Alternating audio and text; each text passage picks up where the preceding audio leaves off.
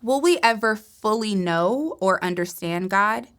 And if so, is that really a God that we want to follow? Welcome to Perspectives, a podcast where the clergy women of the First United Methodist Church of San Diego share their musings on scripture, theology, and what it has to do with us. Hi there, and welcome to another episode of Perspectives. I'm Reverend Brittany, and I'm here with Reverend Hannah. We are continuing in our series, The Unexpected Divine, and this week we are talking about God in transcendent perspectives. We're continuing in the Gospel of John. We're still in John 1, but this week we are in verse 18. The scripture reads as follows: "No one has ever seen God. It is God, the only Son, who is close to the Father's heart, who has made him known." I have to be honest, Reverend Hannah. John, his language, it doesn't hit me in my heart chakra like it might hit other folks. I'm thankful for his poetic language. Yes. And also, I'm like Habakkuk, write the vision and make it plain. Please. His artistic language and incomplete or broken sentences. Correct. That doesn't even stick to your tongues. It doesn't, right? Yes. So, it's really interesting to me that in this verse, no one has ever seen God, which is very clear, right? Yeah. I have never seen God walking down the street and saying, oh, that's God, you know? But I also feel like I have seen God, you know? So it's like a double entendre in so many ways. Yes. Yeah? Yes. And it's when someone is making a very obvious statement in a poetic writing, no one has ever seen God, there's a point to make in the following. It is God, the only Son, who is close to the Father's heart, who has made God known. So John wanted to highlight that next part by saying, no one has ever seen God. We have not. We have not. But his point is that it is the only Son, God, the same as God, but in another body, who is close to the Father's heart, who has made him known. And I wasn't going to bring up a dorky statement in this episode. Do it. But who has made him known? That Jesus' mission was to reveal God's heart to people who cannot see God. So there's a little work to be done right there. But the verb used, the Greek root of the verb used in who has made him known is called exegeomai. Okay. Exegeomai, exegesis. I was like exegesis.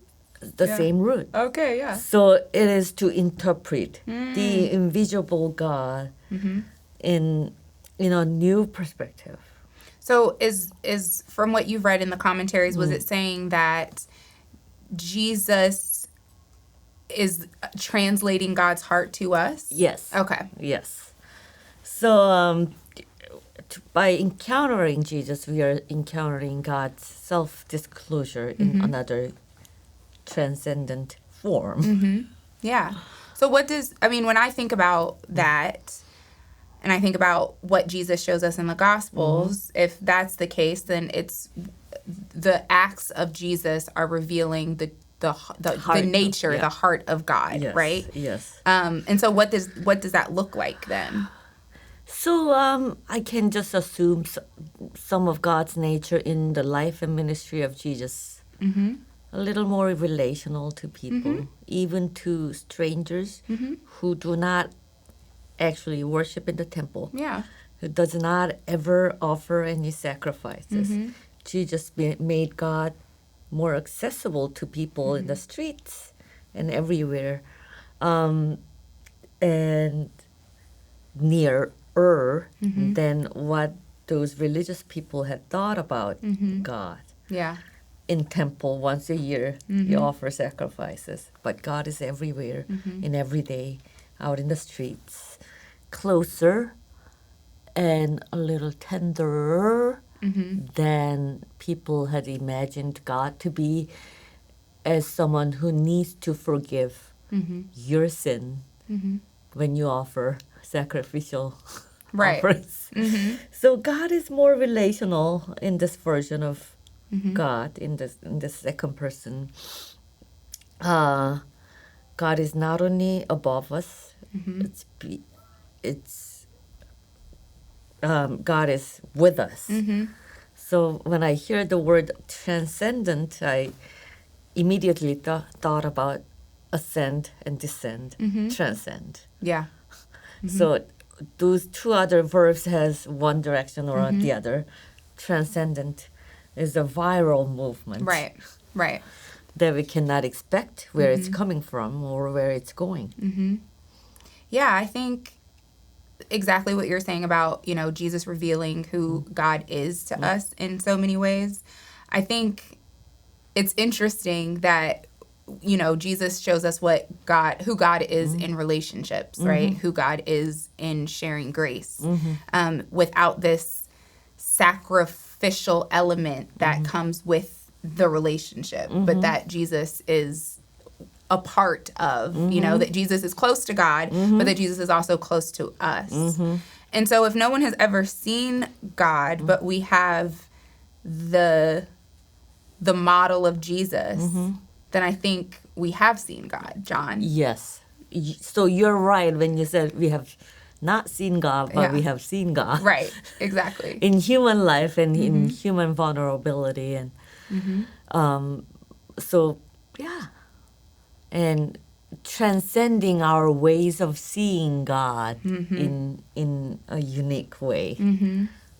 Yeah, because I feel like sometimes, at least that things that I've heard people say before, which I don't agree with, but these are some of the things that they will say, that, God of the Old Testament, which I hate, was just so angry. And it's like, okay, but Jesus was like a sweet little lamb. And I'm like, I don't think that's the point, you guys. No, I mean? I agree with you. I don't think that's the point. I think that Jesus comes to show us how God works through systems, right? Like you said, relationships. But I know that Jesus wasn't speaking about injustice the way that I speak about injustice. But I think that Jesus reveals God's heart for those who are marginalized, right? Yes.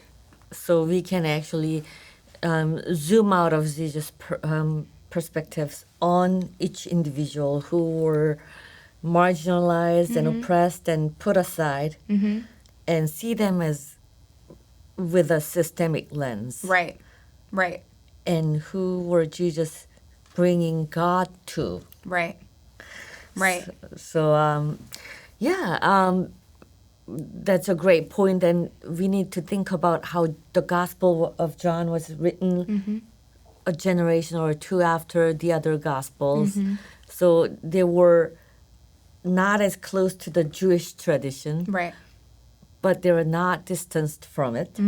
But they also needed to bridge it to a generation who has not seen, even seen Jesus. It's almost like John is almost like how I like to think.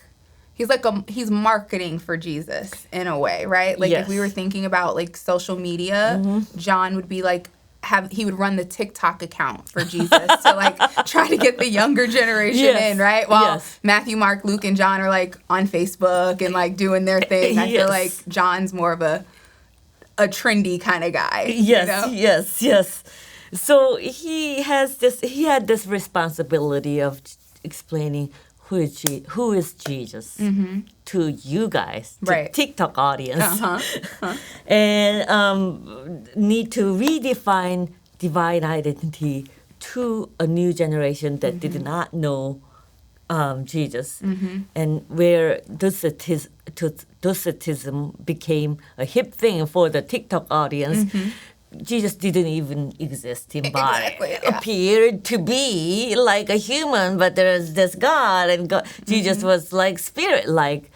And to these people, John had to make it clear that clear who Jesus was in relationship with God. And this was right before the dogma began to form about divine God, the Father and Son, and before the Holy Spirit came into scene. So he's presenting Jesus' identity. Who is Jesus? And who are we in relationship with to Jesus? So he's unpacking Jesus' identity and believer's identity in one sentence right here. And at the same time, it had another purpose, like TikTok account, shaping the mass. So he's shaping the generation. So this was who Jesus was, and that's how we are going to be shaped. Yeah. By this. So, like an invitation to, this re-emerging of Christ kind of thing. There's a, randomly, but like Zora Neale Hurston's one of my favorite authors, and she was kind of essentially like lost for many, many years. And like she was in an unmarked grave until Alice Walker like found her and then re-emerged her for us and for generations to come. And so she became a popular author after she died. So it kind of reminds me of just like, how we bring, a different perspective to people who may not be with us presently, but that their impact is still very important, that we should still be thinking of them and remembering them. Is that what it means to be in transcendent perspective? I think it may. It doesn't have to go towards the future. It doesn't have to go back to the past, but going spiral to bring the past back into present and vice versa. Very Sankofa-ish. Oh, yeah. Very Sankofa-ish. You're selling Sankofa well here. You know what I mean? I'm trying, And I think about, I think about the heart of God and how Jesus shows that heart. And I think one of the scriptures that I always resonate deeply with is when Mary and Martha are looking for Jesus because Lazarus has died. And Jesus finds out that Lazarus has died, and he makes his way, and he sees that everyone else is so upset, right? And Jesus weeps because of that. And I think that to me is the real heart of God, is that like God really weeps when we weep. God suffers when we suffer. God cares about our suffering. And God celebrates us in joy, And God doesn't always come when we want, or we don't always hear God the way that we want to hear God. And God doesn't always respond to us in a way that we expect God to be. Exactly. So when people were mad at Jesus, he didn't explain why he was late. Exactly. He started weeping.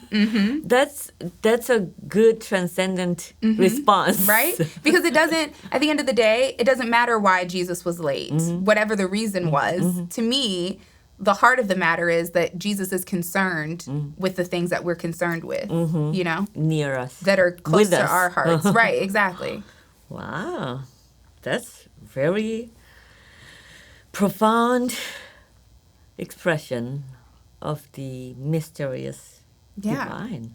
I mean, God is so mysterious, and I think that there are ways in which we know God. We've come to encounter God, I've come to encounter God through relationships with people. My grandmother was one of them, right? I saw Jesus revealed in my grandmother in the ways that she cared for me and the ways that she cared for others, even in times where I thought she shouldn't. Right? Even in her last breath. Yeah, right? I'm like, girl, you better than me. And also, even though I'm not exactly who my grandmother was, the ways in which she showed up in my life, I have adapted. And I think that's the same thing with Jesus, right? Like, we're not Jesus, but there are ways in which we can walk toward the light. The Spirit of the Lord is upon me. Correct. The Spirit of Jesus Christ is upon us. And that's how God chose to be known to us. Yeah. Which is beautiful, right? I think it's very different. I mean, yes, God is high and lifted up, like you said, but God is also with us in our lowly, circumstances, and God is, I was just in Hawaii and I found such peace by just listening to the waves. Now, I'm not a swimmer. I can't swim at all. And it's amazing to me when I'm out there. I know. We go through this all the time. I know. I can't swim. But there's something very mesmerizing to just hear the waves crashing in and to look out and just to know that this is so vast. It's so much bigger than me. And I'll never know all that the ocean has to teach or to know or that lives and dwells there. But I know that it's beautiful. Yes. And we may not know every ins and outs of the ocean and its biology and its life cycle deep down. Right. But we can still be touched by its vastness. So the question is, do we want to know the ocean scientifically, or do we want to experience the depth and mystery of the ocean? Can you repeat that in the language of God? Yeah. Essentially, what we're saying is God is vast like the ocean. There's so much about God that we will never be able to know or understand. But what we do know is that God is present. We do know that God is vast and beautiful, and that God does come close to us, right? In this very inviting way. Yes. And that's why I'm not happy when people try to combine all four Gospels into one timeline and mix oil and water together instead of enjoying the beauty of the oil, the beauty of water, the beauty of the ocean, the depth of God. Right. In bits and pieces, acknowledging and admitting that we cannot know the whole, the entirety of God in our own, in one person's human perspective. So I often say, if I can know everything about God, I would not believe in that God. So that's what John is doing in this gospel. Right. Inviting us to see who God is and to witness God showing up in transcendent perspectives before we know it. And I also think that I think that John is also holding us accountable in this, right? Yes. Because there's a sense of like sometimes, it's like, oh, I'll never know God, so it doesn't matter anyway, right? Oh, I don't know who God is or, whatever, so it doesn't matter anyway. But there's this sense of like, no, you don't know all of God, but you have definitely seen the heart of God, right? And so it doesn't give us a get out of jail free card to not care about the things that we have seen God care about. Yes. Does that make sense? Yes. Yeah. That's a beautifully put statement. Yeah. Because I think oftentimes, like, there are things that I just don't know. AKA, like, when people start talking about retirement accounts. Girl, I don't know. Don't ask me nothing about that. I don't know, right? But that still, it's my responsibility because I still have a responsibility to know this thing because I am tasked with it. No one else is going to do that thing for me. I feel the same way about like what Jesus or John is saying about God. Like no one has ever seen God, but just because you haven't seen God walking among you in the flesh doesn't mean that you don't have a responsibility as a disciple of Jesus Christ to look at that model of the heart of God and to do your best to live into that. Yes. And listening to your wording on these, I began to wonder, wouldn't it be interesting to see how we can read the entire Gospel of John after putting this prologue into our perspectives? In transcendent perspectives and in the spaces between us and in all these areas, and read the Gospel of John to see where John was trying to show. It's not about our knowledge of God. He was more about shaping the Christian community. And there's this constant theme of disbelief, unbelief. And how often do we refuse to see God in ordinary places? How often do we refuse to see God in transcendent perspectives? And see God in lineal way. Right.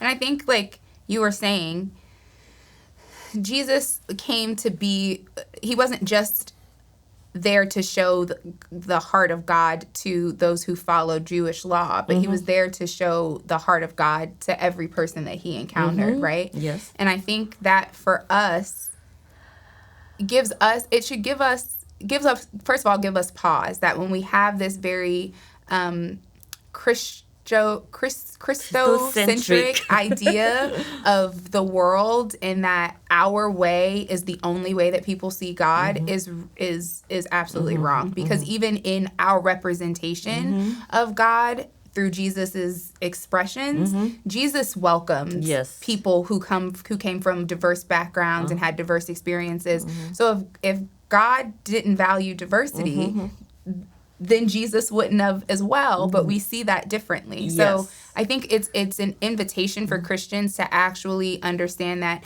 we have Jesus to show us the heart of God, but our Muslim brothers and sisters have the Quran in their own way to see the heart of God, and our Jewish brothers and sisters have their way, and our Sikh brothers and sisters, and our Hindu brothers and sisters, no matter what our religion is or lack thereof, there's a piece of God in all of it. And like that is the beautiful tapestry that's woven together. Yes.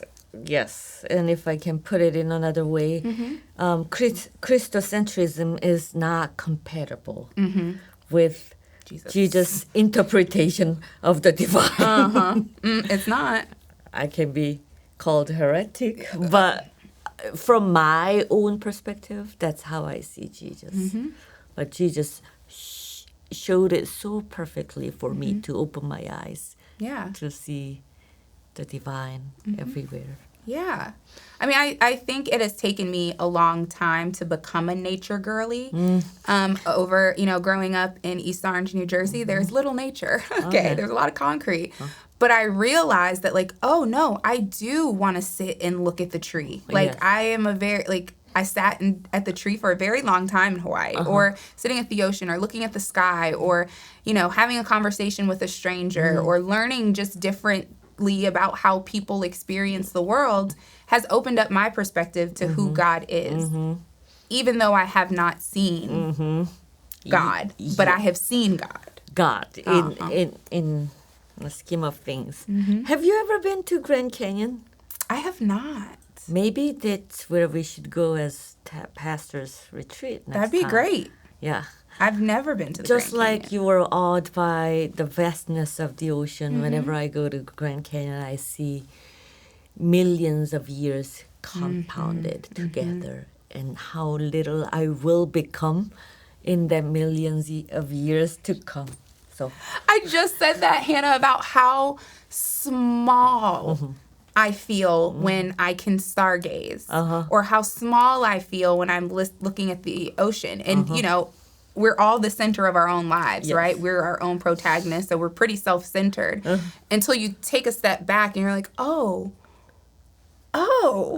it's not just about me, you know what I mean? And it's not just about us as people, but it's about all of God's creation and how we all fit into this beautiful, broken world. Yes, and that ties back beautifully with our conversation on Christocentrism. I think egocentrism is also incompatible with Jesus' interpretation of the divine. So, clock it. Yes. Clock it. Yes. I think that there is still obviously so much for us to see and to experience with God, right? And I think that every day that we have an opportunity to live on this side of the veil, as I like to say, is another opportunity to find God in some unexpected ways, you know, definitely in different transcendent perspectives. Yes. If you're open to it. Yes. Yeah. Thank you. Thank you. It was a Hannah. beautiful conversation, Yes. and I am, looking forward to hearing what other people thought about this. Me too. Yes. So we are going to pause for a moment and offer you some questions to consider with your friends or yourself or whoever is around you. Here are some questions. What does Jesus show us about God? And which ideas about God have shaped your faith and which no longer help you grow? And what does it mean that God is not seen but is still made known? Looking forward to hearing some of your thoughts. Thanks for listening, and we'll see you next week. Bye. This is a production of First United Methodist Church of San Diego. To learn more about our events and ministries and to access additional learning resources, visit fumcsd.org.